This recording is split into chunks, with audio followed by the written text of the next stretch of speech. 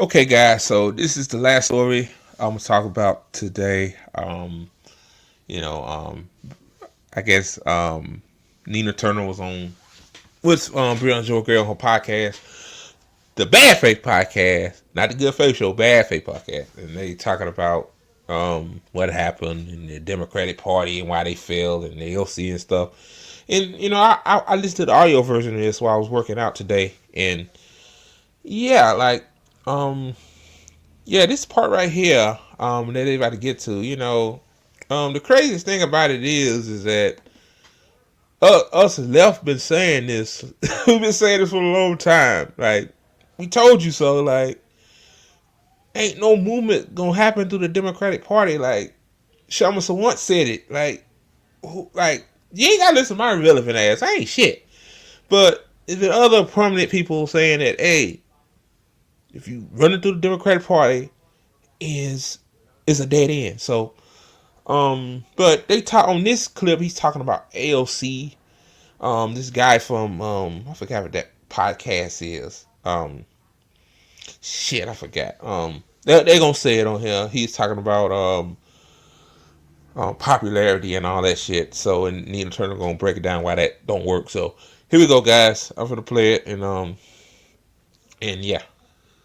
Into this question of pushing the party left. I think there is some angst among a lot of House Democrats that I think is quite misplaced, where, I think they're like, oh, squad, unpopular with the broader electorate, DSA, all that kind of stuff. I would say that AOC, particularly over the last several years, I'm not going to say she has moderated her message or anything like that, because I do not think that, but I think she has been very smart, especially in recent years, on which battles to pick, how to talk to voters, open to people who have different opinions. I think that she's very, very thoughtful. And she's really, I was always impressed with her, but she's impressed me even more the longer she's been in Congress. So that's number one. Number two, I think from her perspective, whether she's the top Democrat on oversight or not, she's going to get hurt, right? AOC, there could be fucking 5 hours of hearings on C-SPAN that no one will ever see. And if AOC picks up her phone and does an Instagram live, she's going to reach more people. And she's still going to be on oversight, right? Because she was on oversight before. And if they're fucking smart,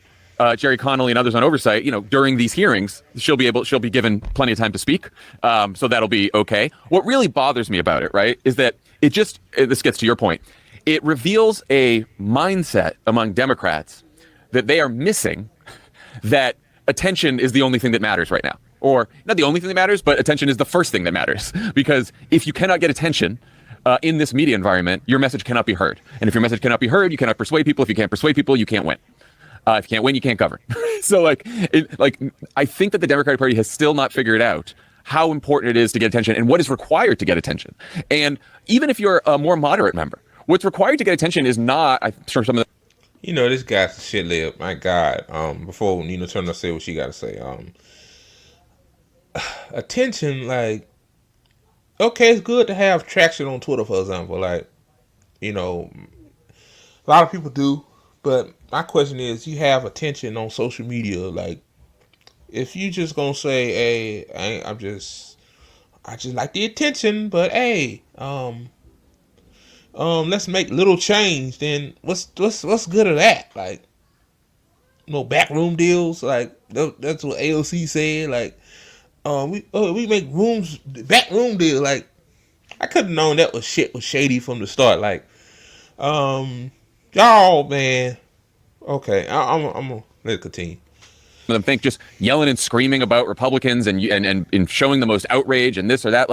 Look, it's tough. You got to be creative. You got to talk like a normal fucking human being, and not like a politician who's been there for 40 years. And by the way, I don't just want to make an age thing. There's old politicians who know how to communicate. There's young politicians. Bernie is example. And there's plenty of young politicians who are unbelievably boring and do not.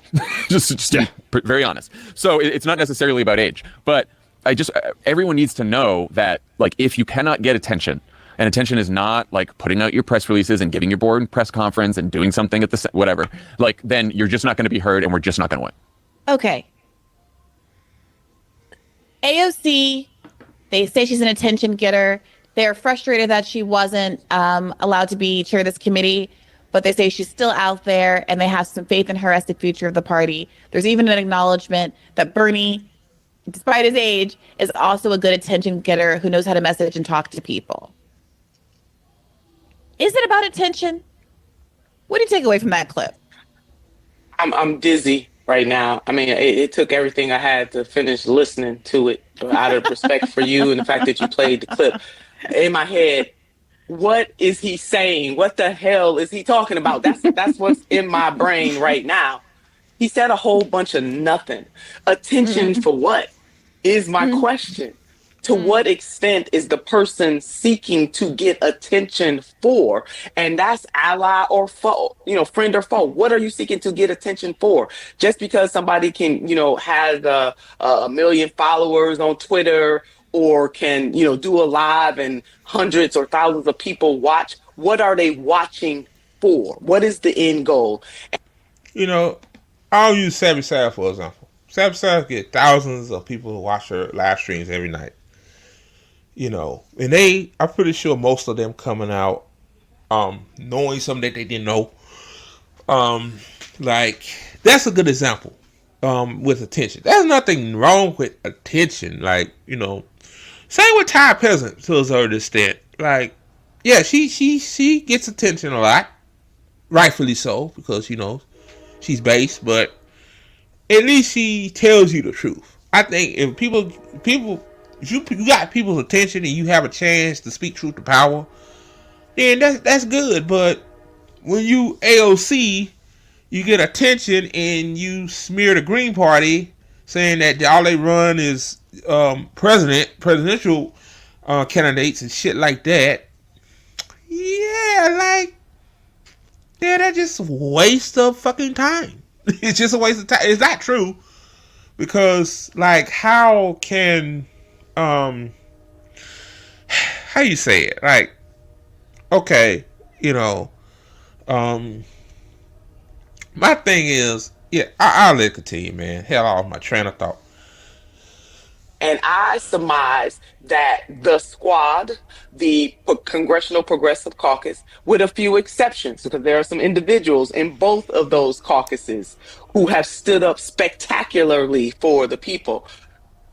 When I subtract them, those two entities had plenty of opportunity over the course of the Biden-Harris administration to get a whole lot of damn attention. That is attention to change material conditions for the people in this country. They did not leverage their power. They did not make any demands. All they did was write press releases and get attention, but nothing got moved and nothing got done. The federal minimum wage did not go up. They did not do that. This rail worker strike that people have forgotten about already, they sold them under the bus, with a few exceptions. There are some members of Congress that voted against that, but others made excuses, including Ocasio-Cortez, the congresswoman, about why they're going to vote against what the rail workers need, when those people were simply only. Like, we told you that. You late. Like, you 2 years too late, my sister. Like, yeah, AOC is a fraud. Like, now and the Democrats ain't shit. Like, we've been saying this. Like, and remember, when you ran against that other woman in Ohio, I forgot which district that was, but I think George Sheridan interviewed you, and you said, when you said what you said, a lot of people just backed off. You're like, whoa, whoa, whoa, whoa. So she just in there, she gonna do the same shit that ALC been doing for a while now, like going on to get along, like, like the squad's job was to cause a ruckus, like vote down shit, like that's why it's called a squad, like vote down shit, cause a ruckus, fight, like that's all we asked them to do. Then they went from not doing that into the forced to vote shit, which I think we talked about it earlier in this part of the video. Yeah, the forced to vote shit, they didn't go along with that because they make backroom deals. And yeah, the railroad strike. Then the Iron Dome. Who forgets about that? Oh God! And then now the rebel strike. You know, so yeah, like, hey, you late to the party, but hey, we here now. Trying to get days off. For what? What are you doing? Listen, you endorsed, Bridger, they endorsed Biden, President Biden, and I'm talking about way before he was kicked out because he didn't get out, pushed out. Hello, and the Mm-hmm. progressive had to try to push him out. They would be calling us every name under the book. But I digress. I'm gonna put that back in the Mm-hmm. parking lot. The Mm-hmm. man was pushed out. Let's be honest. He was pushed out. He shouldn't have never ran again, but he decided to, and he was pushed out. Now, if you are a so-called progressive and you feel so passionately that you have got to endorse him because President Donald J. Trump is on the other side, okay, Rejoice, I can deal with that. But this is what I can't deal with. Get something for it. If it Right. had been me, I would have said not a hit. Well, I mean, like, get what? I mean, didn't they try to do that? Did Biden have some kind of like court, some kind of thing? Bernie Sanders and a few other far, well, not far left, but progressive was over there. What, $15 minimum wage? There's a few other things, but none of that stuff got passed. So you can ask for things like, but my thing is like it got to be some kind of like official documentation. Cause I can say, hey, guy, I vote for you, but you gotta do something for me. You see what I'm saying? So yeah, that's not always the solution. My solution is stop supporting them and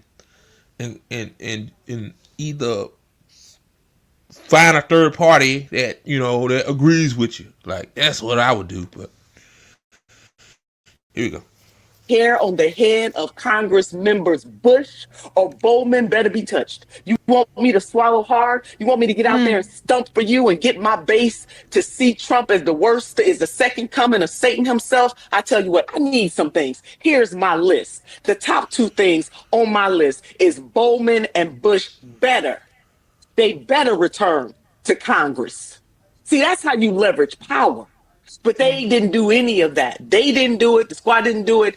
My senator didn't do it. He didn't do it. This is how they don't understand how to use power and how to use leverage. And I'm pretty sure they kind of understand, but the problem is that they like my thing is I think ALC was the ultimate fraudster from the jump because even her background story is suspect. Like I heard her father was an architect, and architects make good money, so like yeah, it's just a lot of things ain't connecting with that. And then I mean like Nancy Pelosi threatened her. Like Nancy Pelosi said, "Hey, you continue to do this shit, I'm gonna get your ass up out of there."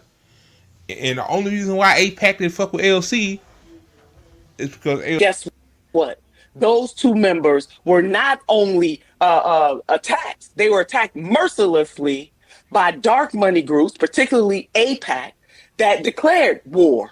That constantly declares war on not just progressives, but black progressives. And I'm one of Yeah. them. And the Black Yeah. Caucus sat back and let it happen. The Congressional Progressive Caucus sat back and let it happen. And some members of the squad let it happen. I don't want to hear nothing about they donated, they stumped. They did not pick up the phone and call President Joseph R. Biden and said, I will swallow hard. I will get out there and stump for you, but here's my list. They didn't do any of those things. They just gave it. And then you have Congresswoman Ocasio-Cortez on the stage at the DNC who said that the vice president, and this is not verbatim, but basically something like she working night and day or working hard or not sleeping Tirelessly. tirelessly. Working Thank you, Rejoy. tirelessly. Yep. Come on now. Yep. Come on. We couldn't even get a vetted Palestinian, somebody that they LC sold her soul. I mean, we told you this, Nina. Like when you said that you had to get along too as well if you was elected to what Congress. So I mean, that what happens. Like you notice she's on corporate media more. She's not she wasn't never the fighter to begin with. Like AOC really just wanted to be a career politician. She reminded me a lot of Jenks. Like, she reminded me a lot of Cenk Uygur. Like, the same shit Cenk doing now is what she doing. Like, she supposed to be this fighter, like, for Medicare for all. And you remember she said abolish ICE too. Like, what happened to all of that? And now she's basically, defending Biden on his age and shit like that. And at the DNC, like, she supposed to hate those motherfuckers. Like, you supposed to hate them, like, not be friends with them. So yeah, it's crazy. They picked, speech that they wrote, couldn't even go on the stage. The Jewish family that spoke had more love and compassion for the Palestinian people than the Democratic Party did. See, Bridget, that's the stuff I'm talking about. That is what is missing, and that is another reason why they didn't want me there. See, what's power if you don't leverage that power? If you don't make a demand, you just got to let the chips fall where they may on certain things. Those two things would have been on my list. I would have had some others, but those two, oh, my members coming back. My squad members coming back. My Congressional Progressive Caucus members are coming back. My Black Caucus members are coming back. Or is no dice. Senator Turner, you alluded to the idea that they didn't want you there. Can you unpack that? What kind of pushback have you gotten? Did you, were you disinvited? Were you unable to get an invitation to the DNC? Have you had any contact with, Bernie or anybody else? I was 8 years a member of the DNC. I just finished my last term at this convention. So let me go back. When I say they didn't want me there, I mean the Congress as a whole. Why I was stopped in 21. I'm sorry, because you're right, because we got listeners who might not know what happened in 21 and 22. But that is why these forces fought so hard to make sure that somebody like me didn't get there. Because I know how to make a demand. I know how to leverage power. Yeah, because you wasn't pro-establishment enough. That's why you didn't get there. But eventually you started like toning down your rhetoric a little bit more. Like when you said Joe Biden is a half a bowl of shit, which both of them are full bowls of shit. Like, I mean, you didn't have to say half a bowl. Just say both Donald Trump and Joe Biden are full of shit, a whole bowls of shit. Like, when you said that.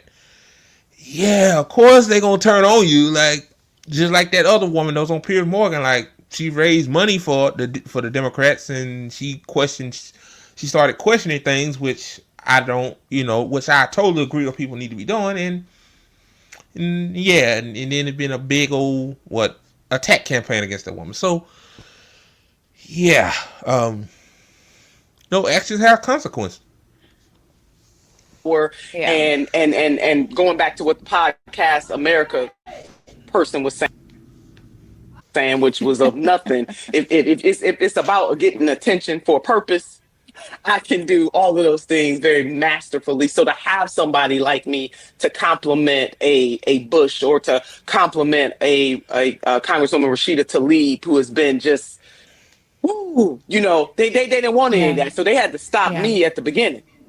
Not even let me there. But now going back to the DNC, though, you asked me a question. Yes. Yeah, I'm a member of the was a member. My term, I was 8 years in. The chairman that put me there in Ohio is no longer the chairman of the Ohio Democratic Party. My Ohio Democratic Party, they decided, not to renew my membership, which is fine with me. I didn't want to be renewed, but they did in such a cowardice way. Not even pick up the phone. Me and another member of my caucus from Greater Cleveland, who is not even as not progressive like me, definitely is loved being a member of the DNC, not so much as a phone call because they're cowards. And now we see what happened in Ohio. So the ripple effect from the national to states like mine in Ohio, where we have a do nothing state party that doesn't get it. And we lost Senator Sherrod Brown. They just lost races of Republicans in my state. Our state, as you know, have a super majority. People don't even remember that Ohio was a swing state. But that's how a lot of these I remember state parties roll. They ask no questions. They do exactly what the national wants them to do. And so even having people like me in play, even as a member of the DNC, is also a bridge too far as well. And let me throw out the college Dems as well, who took a principled stand, Bree George, as you know, while we're on it, and how the Nationals even pushed them away, and how you have state parties that didn't even try to help the college Dems. They deserved a lot better. They were right on the war, on the genocide. They are still right, and I want to applaud them again publicly. I mean, these college Dems, Nina, yeah, they're gonna get thrown to the wayside too. Like obviously the Democratic Party don't give a shit about Palestinians, even though, like you said earlier, they're supposed to have a Palestinian to speak. Even though if it's just a Palestinian that say vote for Harris, even though Harris said that she said if she was elected president, she was going to bend hand and foot to Israel. I mean, yeah, they like APAC. APAC bought our government, and that's why I say that. Why in the fuck is APAC is not listed as a foreign agent? Can somebody tell me why? Like, that's crazy. So you telling me Luigi Mangione is listed as a terrorist before APAC is a foreign agent? Like, make that make sense. For going against the grain of the National Democratic Party and standing up for humanity in the way that countless generations of younger people have done from the Vietnam, from the anti-Vietnam to civil rights movement. You always find multiple generations of people, particularly young people, who have a consciousness, who are willing and do stand up for what is good, for what is right, and for what is just. But the Yeah. Democratic Party, unless they are done, and there are maybe a couple of state Damn, I wasn't expecting that. They are done. Yeah, they. Wow, I wasn't expecting that for Nina Turner, but wow. parties that get it, where you have state chair people who get it. But by and large, most of them just do exactly what they are told. Yeah, Democrats don't want to win. Like if they wanted to win, in my opinion, like this is what I believe. I believe that they would not pick Kamala Harris to run for president. I think they kind of knew that we passed the primary stage. Biden. Well, a lot of people. Well, you can also say too, like if they didn't want to win, just run Biden until the election. Like Biden would have lost too, because people's bank accounts didn't see no improvement under Biden, just like all these fucking presidents. But yeah, it's like you know they don't want to win. Like they don't want to win. All that finger pointing shit they doing, like they don't mean that shit. Like my thing is, like you would have picked a better candidate than Kamala Harris. You would have, if you wanted to win, obviously, you would have stopped the genocide in Gaza. You know what I'm saying? You would have, hell, the bare minimum is, I think, like, the child tax credit. Hell, for example, like the social safety net programs during COVID, well, during the beginning of COVID, like, when those went away, that's when Biden approval numbers went down, because people's bank accounts went from decent, I wouldn't say good, but decent, to back to where it was before. So yeah, they don't want to win. Like they don't want to win. Like with Trump in office, most of the motherfuckers are rich. Like they'll be fine. Like it's just us. It's the working class people in this country that's gonna continue to fucking suffer. So Yeah, it's so frankly just refreshing to see a building consensus around the idea that the Democratic Party is done, because I'm sorry, I've been on this journey that largely coincides with the journey of this podcast for the last 4 years. And as I'm sure you remember, one of the main sort of fights that put this podcast on the map and really galvanized the left in the wake of Bernie's 2020 loss was this question of how this inside game was supposed to work and how adversarial these squad members that had been elected were going to be to the Democratic Party. And of course, I'm alluding to this idea of forced to vote, where, they really divided the left because at that time, I do think there was a much more credible argument than there is now that, maybe the squad members are saving their political capital for something down the line. Maybe there is a bigger fight to be had.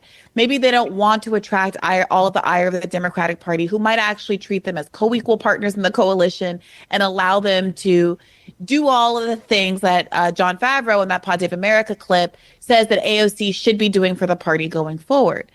But to many of us, there was already sufficient evidence, largely because of how the Democratic Party treated Senator Sanders in both of those elections, but also how they treated the squad members as they were challenging incumbents. I'm gonna let her finish her point because Bree is space. But my thing is that, like, Nina, I know you worked on Bernie Sanders' campaign twice. My thing is, after you seen what they did to your guy, right? You said that's your senator, right? Or you could be talking about somebody else, but Bernie Sanders, right? You see what they did to him. Like, you see what they did to him, and then you see that what AOC ended up doing, kowtowing to the Democratic Party. They're not fighting. Like, you see all that. And then after Kamala loses because he ran a shitty campaign, now you came to the realization that the Democrats are done. Yeah,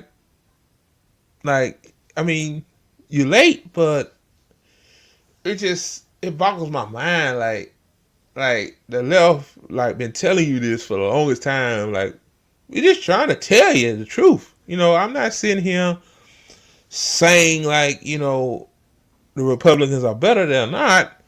But at least the difference between the Democrats and Republicans to me is that at least the Republicans tell me that they ain't gonna do shit. Like, so. In the races to begin with, but the Democratic Party was never going to play fair. I mean, I remember starting to write at The Intercept in 2018 and covering those races and covering how the Democratic Party, the DNC, said that they would blacklist vendors who dared to work for these progressives that were challenging incumbents. So if you build stages and do lighting setups or a food vendor or whatever, and you have the audacity to say, I'm going to do it for an AOC campaign, you'll never work in this town again. We've heard that before, right? We'll never work in this town again. So I found myself going back to reflect. That's crazy. Wow. It shows you right there. Like, hey, the Democratic Party is so dirty that they told vendors that like helped out AOC's like a squad event. Like, hey, you work for them, you ain't gonna work for us. Wow. And they said the Republicans do this shit, man. That's why we call them the duopoly. Reflect on what was said at the time around Force the Vote. I wrote an article, I'm so glad I did, for Current Affairs in the fall of 2020.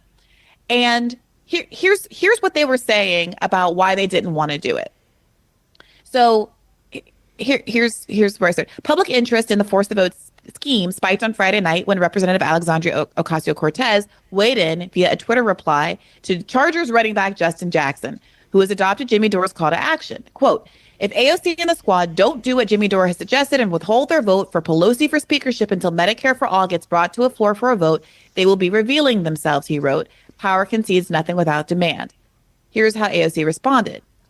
She disagreed with the proffered scheme on the basis that Jayapal's Medicare for All bill is unlikely to pass at this time. Quote, so you issued threats, hold your vote, and lose. Then what? She asked. Instead of demanding a floor vote, AOC countered that progressives could, quote, use leverage to push for things that can happen and change lives. As an example, she offered a $15 minimum wage in the first 100 days of Biden's presidency and, quote, elevating longtime progressive champions to important positions in Democratic leadership. How's $15 minimum wage going? And how's elevating longtime progressive champions to important positions in Democratic leadership going? Well, I'm going to say this. It's like, you didn't support Force the Vote because, obviously, Nancy Pelosi threatened you, I believe. She threatened you. So you better not support that. You better vote for me. Like the Democratic Party is dirty motherfuckers. and $15 minimum wage, like, did Kirsten Sinema do that? Like, she said, fuck that. Like, $15 $50 an hour ain't shit.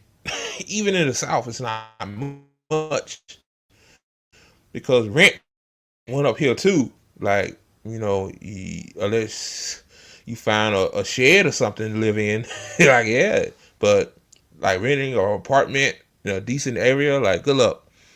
But like a committee seat, like, what does a committee seat do for my friend that's living paycheck to paycheck that